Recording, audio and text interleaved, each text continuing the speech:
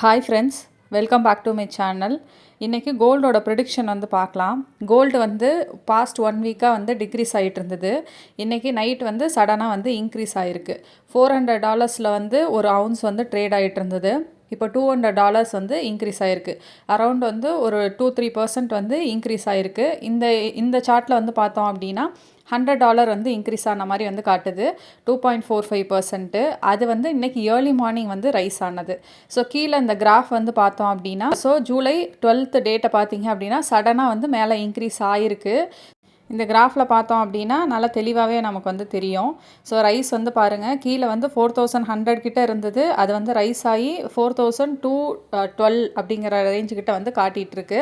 So இதை நான் வந்து 30 minutes அப்படின்னு சொல்லி சேஞ்ச் பண்ணேன் அப்படின்னா நேற்று ரேட்டுக்கும் இன்றைக்கி ரேட்டுக்கும் டிஃப்ரென்ஸ் வந்து உங்களுக்கு தெரியும்.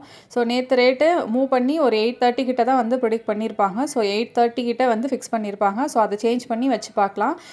நேத்தோட 830 கிட்ட ரேட்டுக்கும் இன்றைக்கி இருக்க இப்போ 830 கிட்ட ரேட்டுக்கும் அரவுண்ட் வந்து ஒரு $200 வந்து ரைஸ் ஆகிருக்கு. நேற்று ஆஃப்டர்நூன் வந்து கோல்டு ரேட்டை வந்து சேஞ்ச் பண்ணாதனால இது ஃபுல்லாக வந்து இன்றைக்கி தான் வந்து சேஞ்சஸ் வரும்.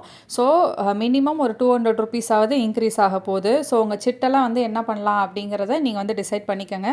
நான் என்னோடய சிட்டை வந்து பே பண்ணிட்டேன். இந்த ரேட்டு எனக்கு வந்து ஓகே தான். ஸோ இதுக்கு மேலே வந்து வெயிட் பண்ணி எனக்கு ரிஸ்க் எடுக்க வேணாம்.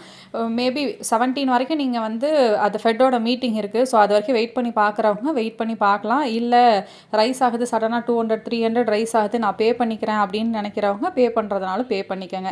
இல்லை சிட்டு நீங்கள் வந்து ஸ்ப்ளிட் பண்ணி போட்டிருக்கீங்க அப்படின்னா ஒரு 2 சிட்டு போட்டிருக்கீங்க அப்படின்னா ஒரு சிட்டை இன்றைக்கி பே பண்ணிவிட்டு வேணால் ஒரு சிட்டை வந்து நீங்கள் வெயிட் பண்ணி பார்த்து பே பண்ணலாம்.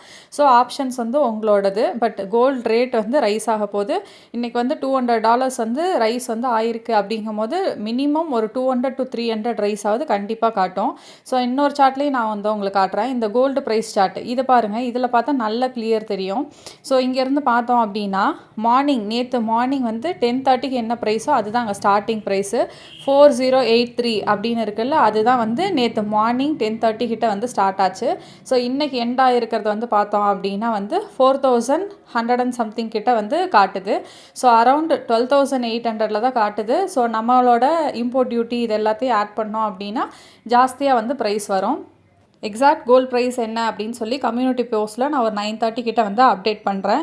நீங்கள் இப்போ பே பண்ணுறதுனால பே பண்ணிக்கோங்க. இல்லை வெயிட் பண்ணி 9:30க்கு எக்ஸாக்ட் ரேட்டை வந்து பார்த்துட்டு அதுக்கப்புறம் வந்து பே பண்ணிக்கலாம்.